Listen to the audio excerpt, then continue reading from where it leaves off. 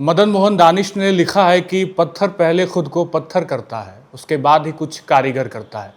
लेकिन ये कहानी पत्थर से संगमरमर बनने की है और हमारे साथ वो व्यक्ति मौजूद है जिन्होंने खुद को पत्थर से संगमरमर के रूप में अपने आप को तराशा और उस तराशने वाले व्यक्ति की पहचान करने वाले मेंटोर भी हमारे साथ हैं कि किस तरीके से उसको एक राह दिखाई। और फिर आज का जो खबर है वो ये है कि हमारे साथ deputy SP rank holder 122 rank Yash हमारे साथ है और इनको तराशने वाले, पत्थर को संगमरमर बनाने वाले मेंटोर अखिलेश सर भी हमारे साथ है। दोनों से बातचीत करेंगे। खबर खुशियों वाली तो है क्योंकि रिजल्ट आया लेकिन बहुत देर हो गई। 70वीं रिजल्ट इतनी देर आई कि 71वीं का मेंस हो गया, 72वीं का पीटी होने जा रहा है। लेकिन इन सब के बीच खुशी वाली खबर यह है कि यश हमारे साथ है, 122 रैंक और डिप्टी एसपी बने आप। सबसे पहले तो बहुत बहुत बधाई। लेकिन मेंटोर भी इस फ्रेम में हमारे साथ है, वो पहले भी डीएसपी रह चुके हैं। ये दो डीएसपी के साथ हमारी बैठने की सबसे बड़ी उपलब्धि तो है ही, लेकिन आपकी उपलब्धि एक मेंटोर के तौर पे सर से क्या मिली? Thank you first of all. Sir से मुझे हमेशा गाइडेंस मिला है और सर से मुझे इंटरव्यू के वक्त भी काफ़ी गाइडेंस मिला है। लाइक बहुत ज़्यादा डाइवर्जन था मार्केट में और उस बीच में रात के 9 बजे भी 10 बजे भी मैं सर को कॉल किया हूँ और मेरा कॉल हमेशा आंसर्ड रहा है।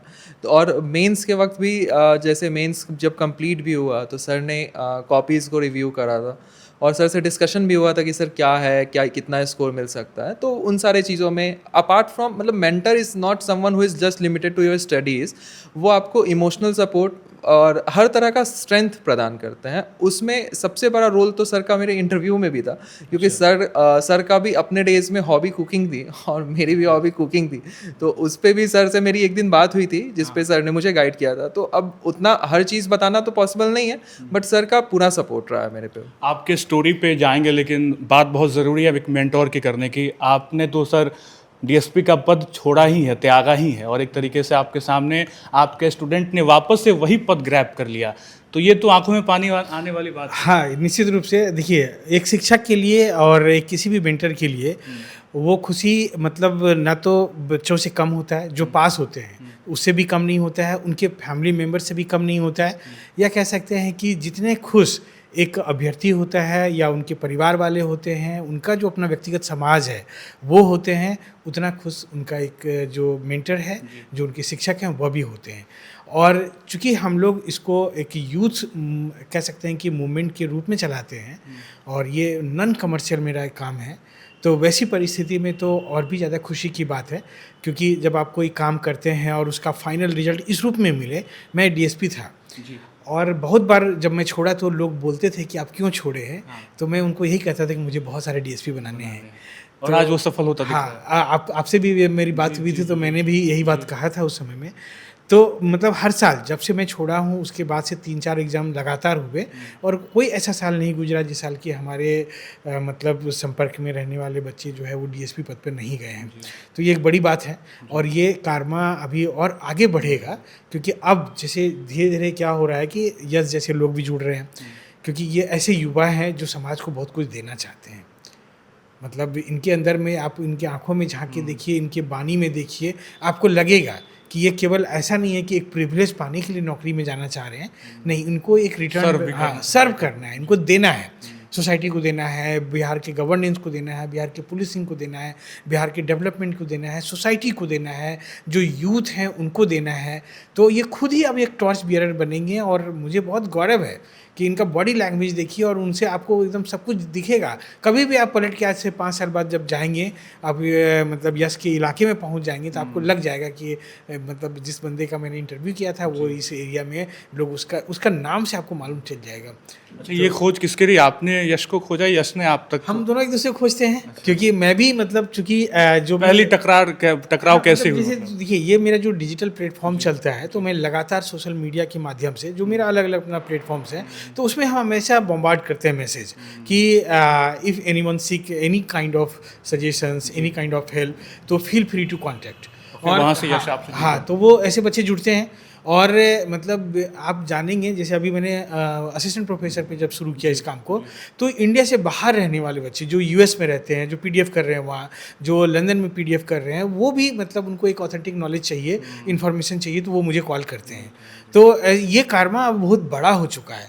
भले मतलब वो उसका चूँकि हम कमर्शियल रूप नहीं देते हैं तो वो उतना दिखता नहीं है, लेकिन अगर मान लीजिए कि हमें भी अगर इसको कमर्शियल रूप देना होता तो हम भी कुछ और कर रहे होते। लेकिन ठीक है, ये एक पैसिव वे में जाना है इसको। और मैं चाहता हूँ कि देखिए, एपीजे कलाम का एक मैंने कोट पढ़ा था, उसमें वो लिखते हैं कि अगर इस देश में 1 लाख यूथ ऐसे हो जाएं जो कंस्ट्रक्टिव हों, और हर साल हमें पैदा करने हैं, और उन्होंने 10 साल का प्लान लिया था। विजन 2020 में वो जाके देखिए, उनका ये कहा हुआ था। 2020 तो बीत गया, वो लाइन मुझे बहुत हिट किया कि उनका ये कहना था कि हर साल अगर हम 1 लाख यूथ, ऐसा कंस्ट्रक्टिव यूथ पैदा करें, तो जिस भी डोमेन में जाएगा, जिस भी एरिया में काम करेगा, वो एक मान लीजिए दुकान भी चलाएगा ना, तो बहुत तगड़े से चलाएगा, उसमें नेशन को हमेशा आगे लेकर जाएगा, अपने सोसाइटी में एक हमेशा मैसेज देके जाएगा। आप कोई सामान खरीदते हैं तो कोई एक अच्छा बिहेवियर का दुकान होता है, तो आप वहाँ बार बार जाना चाहते हैं। आप एक ओला राइड बुक कीजिए, तो एक ड्राइवर आपको बहुत कन्विंस करेगा, एक ड्राइवर लगेगा जल्दी से मेरा डेस्टिनेशन पूरा कर दे, इतना मतलब उचक्का जैसा गाड़ी चलाएगा। तो वो डिपेंड करता है। तो इसीलिए ये जो कारमा बन रहा है तो बहुत सेटिस्फैक्ट्री है मेरे लिए, और हम तो बहुत एंजॉय कर रहे हैं इसको। बिल्कुल, वापस आते हैं यश की स्टोरी पे। 10th 12th कहाँ से हुआ, सबसे पहले तो यही जानने की कोशिश करेंगे, क्योंकि वो जो एक बेसिक बिल्डिंग होती है, स्ट्रक्चर जो होता है, वो वहीं से आता है कि आप 10th 12th में क्या पढ़ रहे हो, कहाँ से पढ़ रहे हो। ये बेसिक पढ़ाई आपकी कहाँ से रही? मेरी प्राइमरी एजुकेशन बॉल्डविन एकेडमी से हुई है। 12th में मेरा फिजिक्स केमिस्ट्री बायो था, बट मैंने नीट कभी अपीयर नहीं किया। उसके बाद 2016 वॉज द ईयर जब मेरा 12th हुआ। उसके बाद मुझे लॉ करना था, तो उसके लिए मुझे 2 साल का ड्रॉप लगा। Actually I was appearing in CLAT, but first attempt में क्लैट में इतनी अच्छी स्कोर नहीं थी। सब्सिक्वेंटली 2018 में मेरी क्लैट में ऑल इंडिया रैंक 83 आई थी। उससे मुझे नालसार हैदराबाद का कॉलेज मिला, बट चूंकि मुझे सिविल सर्विसेज में जाना था, तो मैंने BHU ऑप्ट किया, और BHU से 2018 से 2023 के सेशन में मेरा BA LLB कंप्लीट हुआ। और शुरू से ही सिविल सर्विसेज में जाना था, तो इसलिए फिर मैं BPSC में भी दिया, और 70th BPSC was the BPSC जिसमें फॉर्चुनेटली आई गॉट सेलेक्टेड। इसके पहले भी BPSC दिया था? इसके पहले 2023 में 69th BPSC दिया था, but that coincided with my CAPF चल रहा था, एंड उसका फिजिकल वाला फेज चल रहा था, जो काफ़ी टायरिंग होता है। तो उतना फोकस तो नहीं कर पाया, but that is an excuse. But वो मेरा अराउंड 2 मार्क्स से 89 something was my score, and 91 was the cut off. तो मेरा 69th का PT नहीं हो पाया। So 70th was the first mains and first interview for me. 10th 12th के टाइम पे लगता है कई बार कि 11th का इतना लंबा सिलेबस, क्योंकि आपने बोला बायो फिजिक्स केमिस्ट्री, 2 किताबें हर सब्जेक्ट के, फिर बायो का इतना लंबा स्ट्रक्चर, इतना लंबा सिलेबस, उस टाइम तो आदमी टूट ही जाता है कि यार 12th ही पास कर ले तो बहुत बेहतर है।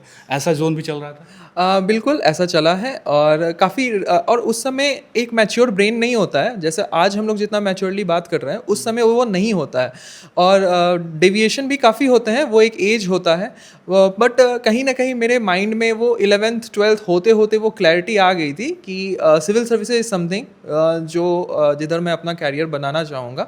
तो इसीलिए this is a testimony in itself कि मैंने कभी नीट नहीं दिया। तो था वो फेज, बट सिविल सर्विसेज करना था, तो फिर इसीलिए लॉ भी कभी टूटने का भी दौर आया होगा उस टाइम पे, जब 12th के बाद आपने बोला 2 साल ड्रॉप लिया, तो घर में कैसा माहौल रहा? क्योंकि घर में जब बड़ा बेटा बैठा रहता है, तो गार्जियन बहुत ज़्यादा उस तरीके से टेंशन में आ जाते हैं कि क्या प्लान कर रहा है, क्या करेगा, घर में बैठा हुआ है। ऐसा कुछ सीन? बिल्कुल हुआ था ऐसा। एक्चुअली 2017 में जब मैं क्लैट दिया था, तो 2753 वाज माय रैंक। तो उस वक्त मुझे क्लैट के थ्रू NLU रांची मिला था, और उसके पहले NLU रांची अलॉट होने से पहले, क्योंकि वो फर्स्ट लिस्ट में नहीं आया था, वो वैकेंसी में आई थी शायद, जितना मैं रिकॉल कर पा रहा हूँ। उसके पहले मेरी जामिया में एडमिशन हुई थी। So I was in Jamia, and I started my BA LLB from there only, but subsequently मुझे NLU रांची मिल गया।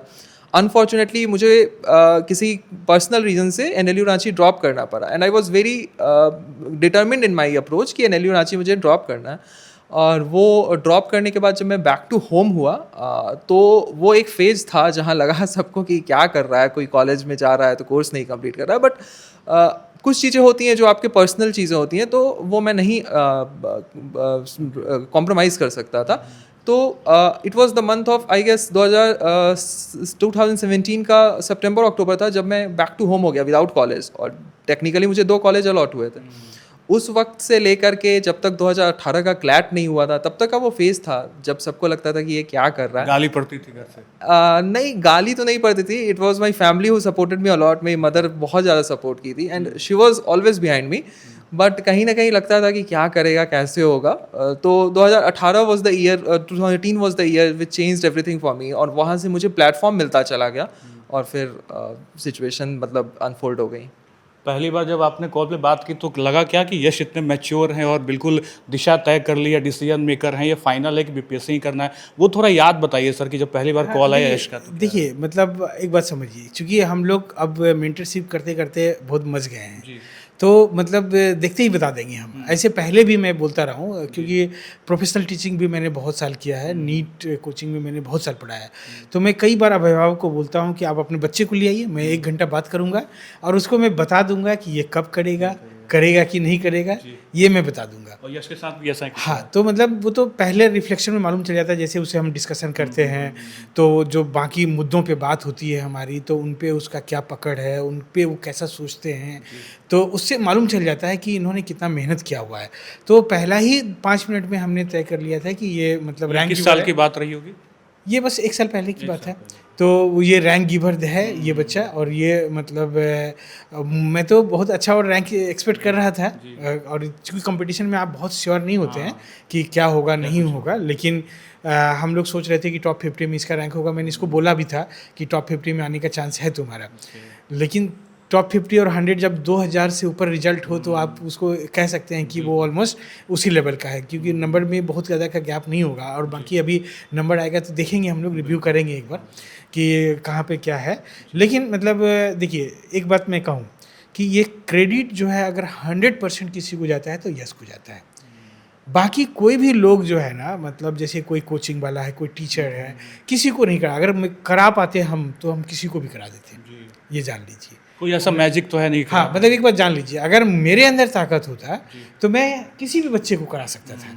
हमेशा स्टूडेंट करता है, उनकी तैयारी रहती है, उनकी तैयारी करती है। बस मैं उसको यही बता सकता हूँ कि ये रास्ता सही है और ये रास्ता गलत है।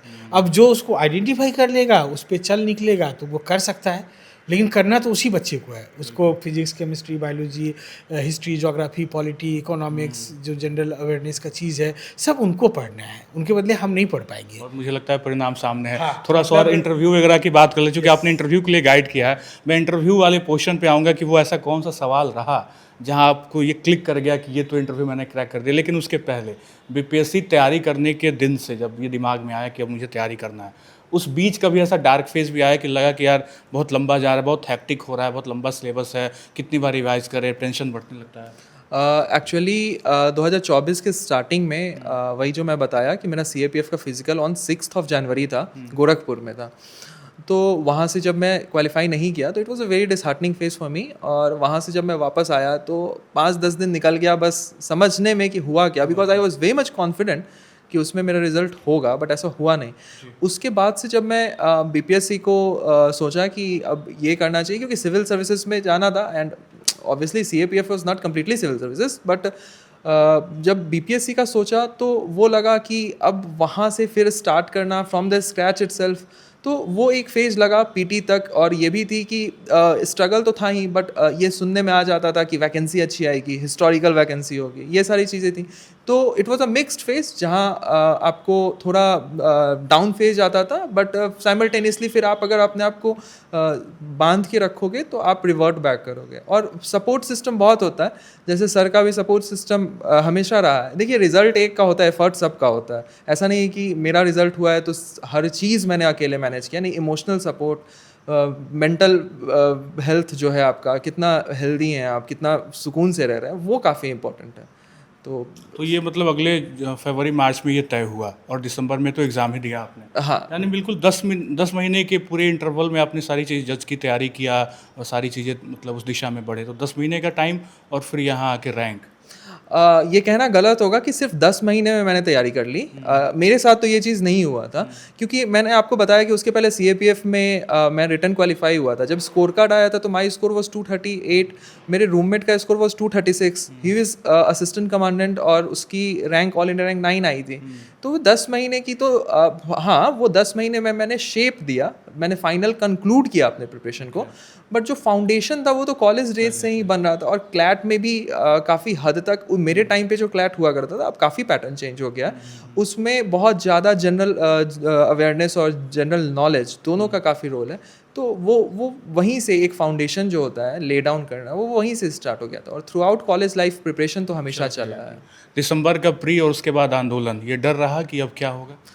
जी बिल्कुल रहा। और वो एक फ़ेज़ था जब PT दे कर के मैं निकला तो मुझे मतलब सुनने में आया कि ऐसा हो गया है। तो उसके पहले भी एक बार BPSC लाइक उस समय तो मैं एलिजिबल नहीं था, बट एक BPSC कैंसिल हुआ था PT के दिन ही। मेरी सेंटर मुझे आज भी याद है सिवान में थी। तो लौटते मैं बस ये चेक कर रहा था कि कैंसिल हो गया क्या, कैंसिल हो गया क्या। उसके बाद भी जो काफ़ी ज़्यादा प्रोटेस्ट एंड ऑल हुआ, तो उसमें एक डर था कि कहीं ये कैंसिल हो जाएगा तो फिर से PT देना पड़ेगा, फिर से वही प्रोसेस में जाना होगा। तो बिल्कुल वो एक फ़ेज़ था जहाँ पे लगता था कि थोड़ा अनसर्टेनिटी प्रिवेल कर रहा है। बट फिर मेंस भी था आगे, और PT का रिज़ल्ट हमको लगता है जनवरी लास्ट के टाइम पे आ गया था। उसके बाद भी काफ़ी चीज़ें अनसर्टेन थी, बट जैसे ही PT का रिज़ल्ट आ गया तो on the back to track हो गए थे और मेंस पे फोकस स्टार्ट हो गया था। मेंस के एग्ज़ाम हॉल के कंडीशन को थोड़ा बताइए आप। वो जो घंटा होता है जब आप पेपर लिखते हो, बहुत इंपॉर्टेंट होता है मेंस का पेपर, और उस घंटे में क्या दिमाग में चलते रहते हैं, कितना क्विकली डिसाइड करना है क्या आंसर लिखना है, पूरा सब्जेक्टिव है सारी चीज़ें। उस घंटे के पीरियड को बताइए कि आप क्या अपने आप को तैयार कर रहे थे अंदर ही अंदर, और साथ साथ दिमाग में ये भी चल रहा होगा कि यार पीछे मैंने बहुत सारी चीज़ें छोड़ी हैं, कॉलेज छोड़ा है, क्लैट छोड़ा है, 69th नहीं हुआ, 70th हो जाना है। जी बिल्कुल। अगर 70 BPSC का देखेंगे तो मेंस का पेपर मतलब हर चीज़, हर जो सेटल्ड नॉर्म्स था उसको ब्रेक कर दिया। काफ़ी डायनामिक क्वेश्चंस आए थे, और उसमें एज सच कुछ रटा रटाया चीज़ आप नहीं एग्जीक्यूट कर सकते हैं। जो आपकी अंडरस्टैंडिंग है वो लिखना पड़ेगा। So it was my first mains, तो एक डर था, बट वो डर मेरा हिंदी पेपर से ख़त्म हो गया था, क्योंकि Hindi was a qualifying paper and that was the first paper. तो हिंदी पेपर के बाद वो डर ख़त्म हो गया था। हिंदी वाज फॉलोड बाय एस्से काफ़ी मतलब मेरे साइड से अच्छा गया था, बट ये एक रिमार्क है इसमें कि हर एस्पिरेंट यही सोचता है कि वो अच्छा लिखा है। बट एस्से के बाद फिर जैसे GS1 GS2 हुआ ना, तो उसमें बहुत डायनेमिक क्वेश्चंस आने लगे। बट एज ये रहता है कि अगर आपका बेसिक्स क्लियर है तो डायनेमिक क्वेश्चंस को भी आप ठीक ठाक टैकल कर लोगे। और पॉलिटी में मैं देखता हूँ कि 70th BPSC में जो पॉलिटी का सेक्शन था उसमें थोड़ा डायनेमिक था, एक लैंग्वेज वाला क्वेश्चन करके था। तो वो सारी चीज़ें अगर आपका वो एज सच वो कोई क्वेश्चन कभी नहीं पढ़ के गया होगा कि 70th BPSC में वो एज अ टॉपिक कोई रिवाइज करके जाए, बट अगर आप पढ़े हो तो you could answer, you could attempt the paper.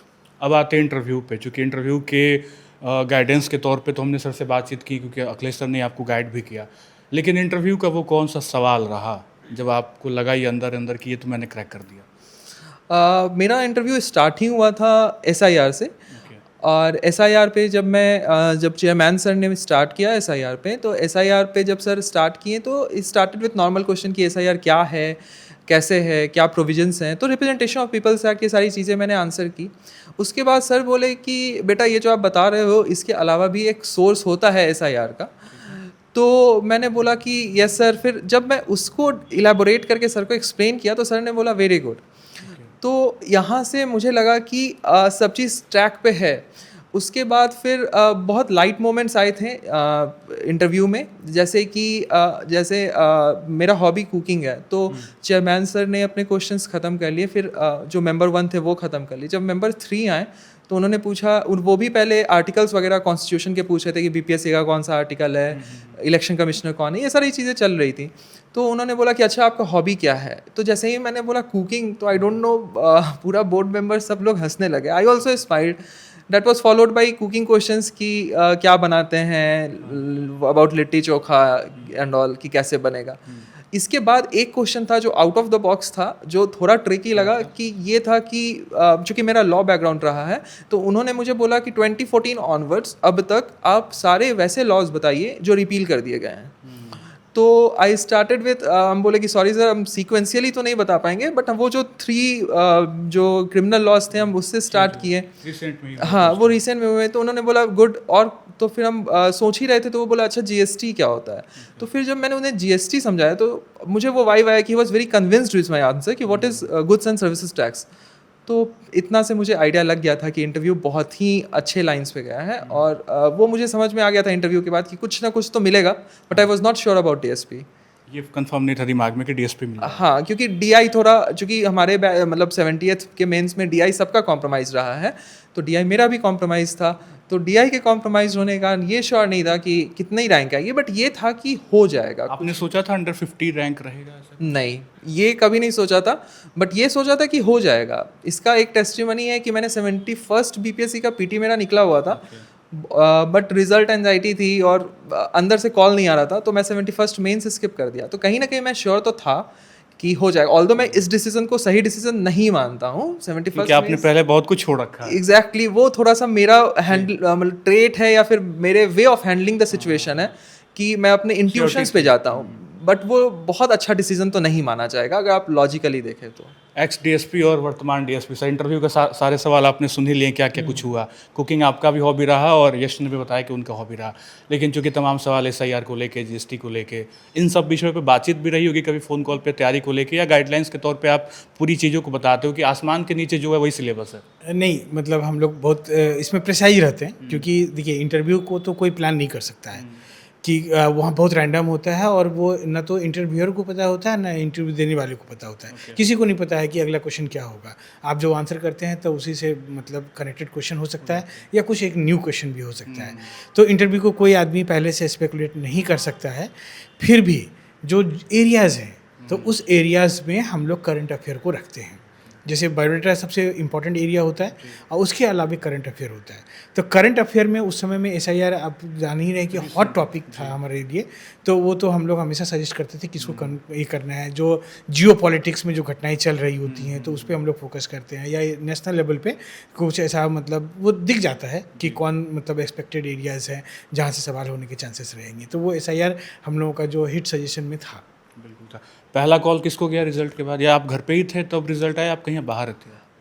नहीं, मैं घर पे ही था तो रिज़ल्ट आया, और मेरी मदर थी मेरे साथ। तो बहुत मतलब मेरी मदर का हेल्थ थोड़ा डाउन चल रहा है, तो काफ़ी ग्लूमी एटमॉस्फेयर रहता था घर पे। तो जैसे ही रिज़ल्ट आया एवरीथिंग चेंज्ड, और हर चीज़ चेंज हो गया। काफ़ी इमोशनल मोमेंट हो गया था वो, क्योंकि डीएसपी वाज नॉट समथिंग कि कोई सोचता होगा कि यार डीएसपी या एसडीसी निकल जाएगा। तो काफ़ी ज़्यादा माँ के करीब हुआ या पापा के? करीब दोनों के ही हैं, बट चूँकि माँ हमेशा ही सपोर्ट की, और वो चूँकि खुद भी पटना वुमेंस कॉलेज में, तो टीचर है। हाँ, वो हिंदी की टीचर है, तो असिस्टेंट प्रोफेसर है वो। तो उनके साथ वो हमेशा लगा है कि she always keeps on asking कि क्या हुआ, कितना हुआ। हिंदी का बीपीएससी का मेरा प्रिपरेशन भी उन्होंने ही कराया था। और आपने कहा कि हिंदी हो गया, तो मुझे लगा कि मेंस तो अब ठीक हो जाएगा। हाँ, मतलब हिंदी में there was nervousness, there was a sense of nervousness, और वो ये गाइड तो आपके घर में पहले से मौजूद थी माँ के तौर पे, हिंदी की एक कितनी बड़ी जानकार व्यक्ति। हाँ, हिंदी में तो हमेशा ही उनसे हेल्प मिला है। और वो मतलब बीपीएससी का जो हिंदी जो क्वालिफाइंग होता है, तो उसमें भी मैंने उनसे पढ़ा और चीज़ें हो गई। वर्तमान जो भी सीन सिनेरियो चल रहे हैं बिहार के, वो तो आप देख ही रहे हो। अब 70वीं बीपीएससी में आपने क्वालिफाई कर लिया, 122 रैंक आ गया, डिप्टी एसपी बन गए। सोसाइटी को भी आप देख रहे हो, आपने सोसाइटी एंड पीपल पढ़ा भी होगा तैयारी के टाइम पे।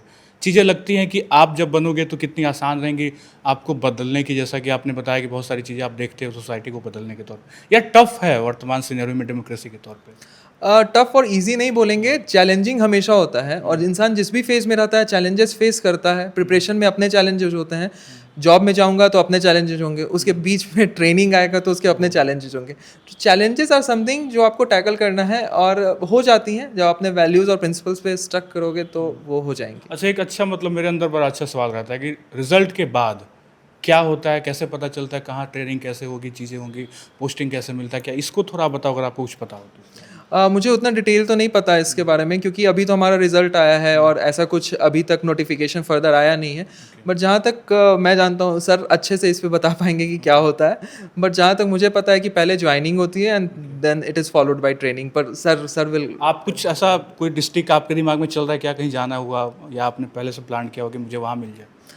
डिस्ट्रिक्ट तो ऐसा कुछ नहीं है, बिहार ही है। अब बिहार में कहीं भी मिल जाए, हाँ एग्जैक्टली, डिस्ट्रिक्ट एज सच कुछ नहीं है, कहीं भी मिल जाए। अब पोस्ट अलॉटेड है तो फिर सर्विस देना है तो कहीं भी दे दें। सर उस बात पे आते हैं वापस कि इंटरव्यू के बाद रिजल्ट आ जाता है, रिजल्ट के बाद के दिनों में क्या कुछ चीज़ें होती हैं और कैसे तय होता है कि कहाँ पोस्टिंग होगा, क्या होगा? देखिए, अब आयोग जो है ना, ये सरकार को भेज देगा रिजल्ट, सरकार अपने अपने विभाग को भेज देंगे। तो विभाग जो है, जैसे होम में इनका ज्वाइनिंग होना है, ज्वाइनिंग होगा, ज्वाइनिंग के बाद इनको ट्रेनिंग में भेजा जाएगा और 15 दिन या 1 महीने का ट्रेनिंग इनका पहले गया विभाग में होगा और फिर वहाँ से इनको राजगीर भेज दिया जाएगा। राजगीर में इनका रिग्रेस ट्रेनिंग होगा और ट्रेनिंग काफ़ी टफ होता है। टफ इन द सेंस, कितने महीने की होगी ये ट्रेनिंग? वो लगभग 1 साल का होगा, 9-10 महीने का होता है। और ये training tough in the sense कि मतलब बहुत शेड्यूल्ड रहता है उनका, मिनट टू मिनट शेड्यूल्ड रहता है और आपको वहाँ पे हर टाइम को पकड़ना होता है। उसमें फिजिकल ट्रेनिंग भी होता है और क्लासेस भी चलते हैं और आर्म्स वगैरह का भी ट्रेनिंग चलता है। तो ये है, और जब कुछ दिन ये कर लेंगे तो इन फील्ड इनको एक्सपीरियंस के लिए किसी सीनियर अधिकारी के साथ में एक वो भी देंगे। ये चॉइस रहता है कि मुझे यहाँ जाना है डिस्ट्रिक्ट? चॉइस नहीं रहता है। अब खुद जॉब में कोई चॉइस नहीं है, वो आपका पूरा बिहार डोमेन है और जहाँ भेजागा वहाँ जाना होगा और खुशी खुशी जाना भी चाहिए। और ट्रेनिंग मतलब सबको खुशी खुशी करना चाहिए। ट्रेनिंग एक ऐसा चीज़ है जहाँ आप बहुत कुछ सीखते हैं जो पहले से नहीं जान रहे होते। अगर वहाँ पे थोड़ा भी आप लैचेज करेंगे तो वो आपको हमेशा तकलीफ देगा। अगर वहाँ थोड़ा आप अच्छा कर लेते हैं तो हमेशा आपके लिए वो बेनिफिट होगा। आगे यूपीएससी? टू अर्ली टू से, बट हाँ कोशिश तो रहेगी। क्योंकि ये तो रहता है कि मुझे लगता है कि बीपीएससी तो एक रास्ता बन जाता है, तो एक ड्रीम रहता है कि यार ये क्रैक किया तो यूपीएससी ट्राई तो कर सकते हाँ, जैसा कि मैंने शुरू से, मैंने जब भी प्रिपरेशन भी किया तो it was always about UPSC, जो यूपीएससी सेंट्रिक ही प्रिपरेशन किया एंड दैट एडेड मी जब 70th के पेपर बहुत डायनेमिक आए तो हाँ बिल्कुल, मतलब अभी तो मैं इस रिज़ल्ट को डाइजेस्ट जरूर कर रहा हूँ, बट हाँ अभी आप 3-4 दिन पहले अगर ये सवाल करते तो definitely I was looking up to UPSC. अब देखते हैं, मतलब कोशिश तो रहेगी। मम्मी का तो हमने बात कर लिया, पापा का रिएक्शन क्या रहा वो भी बहुत ज़रूरी है। वो भी काफ़ी इमोशनल हो गए थे। It was hard for him also to believe कि डीएसपी हो गया। लाइक घर पे भी बात होती थी तो आई वाज ऑलवेज लाइक कि हो जाएगा, बट एसडीएम डीएसपी मत सोचिए, एसडीएम डीएसपी मत सोचिए, वो नहीं होगा। तो वो उनका भी काफ़ी बिलीफ रहा हमेशा से कि हो जाएगा मिल जाएगा, और थोड़ा वो इमोशनल टाइप के हो गए थे एंड ही हग्ड मी। और फिर थोड़ा फाइनल कुछ ऐसा एडवाइस जो नए बर्निंग टैलेंट हैं जो आना चाह रहे हैं बीपीएससी में, उनके लिए आपके प्रिपरेशन का पिकुलियर पॉइंट क्या है, जो वो एक पॉइंट होगा जिस पे उनको वर्क करना बहुत ज़रूरी है?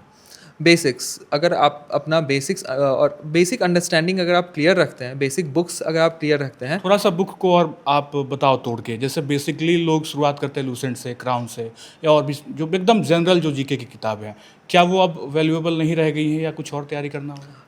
ऐसा नहीं है। अब लूसेंट वगैरह तो टू बी ऑनेस्ट मैं कभी नहीं पढ़ा। NCERTs ज्योग्राफी के लिए पढ़ा, और ये जो बुक आप अगर मुझसे पूछोगे तो मेरे जो लिस्ट होंगे वो अलग होंगे। 2-4 आप बताओ। हाँ, people go for Laxmikant when it comes to polity. Laxmikant was a book I read while I was preparing for CLAT. उसके बाद हम लक्ष्मीकांत नहीं उठाएं, क्योंकि लॉ खुद में बहुत एग्जॉस्टिव होता है, और जब आप constitutional law point of view से पढ़ लेते हो तो मुझे लॉ की मतलब पॉलिटी और कॉन्स्टिट्यूशनल लॉ की प्रिपरेशन करने की कोई ज़रूरत नहीं पड़ी। तो अब लक्ष्मीकांत मैं पढ़ा हूँ, बट वो क्लैट के टाइम पे था। तो अगर कोई न्यू एस्पिरेंट होगा और अगर उसका कुछ ऐसा नहीं रहता है कि इज़ अ लॉ ग्रेजुएट और समथिंग, तो Laxmikant is a go to book for him when it comes to polity. But NCERT अगर आप कर रहे हैं तो NCERT ज्योग्राफी के लिए आप NCERT कर ले। साइंस के लिए मोस्ट इंपॉर्टेंट है NCERT। लाइक 9-10 तो एकदम ही रटा होना चाहिए विद अंडरस्टैंडिंग, ये नहीं कि कुछ घूम गए तो दिक्कत हो गई। बिहार के लिए आप, जैसे बिहार के लिए आप कोई हेल्प भी ले सकते हैं, मार्केट में बहुत रिसोर्सेज हैं, बट वो फिल्टर आउट करना बहुत टफ है। आप कौन सा चीज़ लोगे, एक ही चीज़ पे 100 चीज़ पढ़ा है, वो आपको फिगर आउट करना पड़ेगा। और अगर आप बिहार को भी अगर आप अपने मेन स्ट्रीम सब्जेक्ट से लिंक कर लेते हैं, जैसे अगर मान लीजिए आप पॉलिटी पढ़ रहे हो तो पॉलिटिकल स्ट्रक्चर बिहार का पढ़ ले, पंचायती राज स्ट्रक्चर पढ़ ले, हिस्ट्री पढ़ रहे हैं तो मॉडर्न हिस्ट्री बिहार का हम देख लें, कोई भी स्टैंडर्ड बुक से पढ़ सकते हैं, क्राउन की भी बिहार की बुक आती है, उससे भी आप पढ़ सकते हैं, कोई टीचर से पढ़ सकते हैं, किसी से भी पढ़ सकते हैं। तो अगर मेन स्ट्रीम सब्जेक्ट्स में अगर हम बिहार को इंक्लूड करते हैं तो Bihar special as a hectic आपको नहीं लगेगा और आपकी अंडरस्टैंडिंग भी क्लियर हो जाएगी। बिल्कुल। तो आखिरी सवाल सर से ले लेते हैं। आपने बहुत पूरी अपनी चीज़ों को बताया, चूँकि सर ये खबरें हैं और आपने खुद भी डाला भी है कि 24 बच्चों का एक तरीके से कहे तो दिशा निर्देश आपने तय किया, पूरे तरीके से मेंटोर किया, उनमें से एक यश भी हैं। और भी बच्चे हैं, उनके भी फ़ोन कॉल आए होंगे आपके पास। आप जब बात भी कर रहे हैं तो मैं आपकी इमोशन को समझ भी पा रहा हूँ, कितने आप खुश होंगे अंदर से। लेकिन ये खुद रिज़ाइन देना जॉब से और फिर नए बच्चों को तैयार करना, ये बहुत टफ कंडीशन रहा होगा आपके लिए भी कि आपने जब जॉब छोड़ा और फिर आपने सोचा कि अब नए बच्चों को, नए बर्निंग टैलेंट को आगे तैयार करेंगे। लेकिन 24 रिजल्ट एक तरीके से मेंटरशिप में देना, ये बड़ा आंकड़ा है, आप ये मानते हैं, या फिर और इससे बड़े आंकड़े की तरफ आप बढ़ेंगे? देखिए, जब शुरुआती जिस हिसाब से हम लोग कर रहे हैं कम रिसोर्स में, उसके लिए तो बहुत बड़ा आंकड़ा है। और चूँकि हम बहुत एडवर्टाइज़ नहीं करते हैं तो हमारे पास लिमिटेड बच्चे का अप्रोच भी होता है, तो उस हिसाब से रिजल्ट काफ़ी बढ़िया है, शानदार है इसको। और इसको मुझे और स्केल करना है अब। तो अब ये एक बेस लाइन हम टच करना चाह रहे थे, जो इस बार टच हो गया, तो ये काफ़ी इनकरेजिंग है हमारे लिए। और जो स्टूडेंट्स हैं, वो स्टूडेंट को मैं मतलब ज़्यादा क्रेडिट देना चाहता हूँ कि उन्होंने हमारी बात को समझा, सुना और उसको फॉलो किया। तो हमेशा मतलब credit must goes to students. और मुझे ऐसा नहीं लगता है कि इसमें हमारा कोई बहुत बड़ा रोल है, या हम तो अपना ये काम कर रहे हैं। और मुझे, मेरा मतलब काम ये है कि हम एक सही चीज़ को लोगों तक लेकर जाएं। जैसा कि मतलब अभी यश ने बोला, मैंने इनसे कभी इस मैटर पर बात भी नहीं किया था कि उसने कहा कि लूसेंट कभी नहीं पढ़ा। मैं कई बार इंटरव्यू में बोल चुका हूँ कि लूसेंट को मैं किताब नहीं मानता हूँ, घटना चक्र को किताब नहीं मानता हूँ।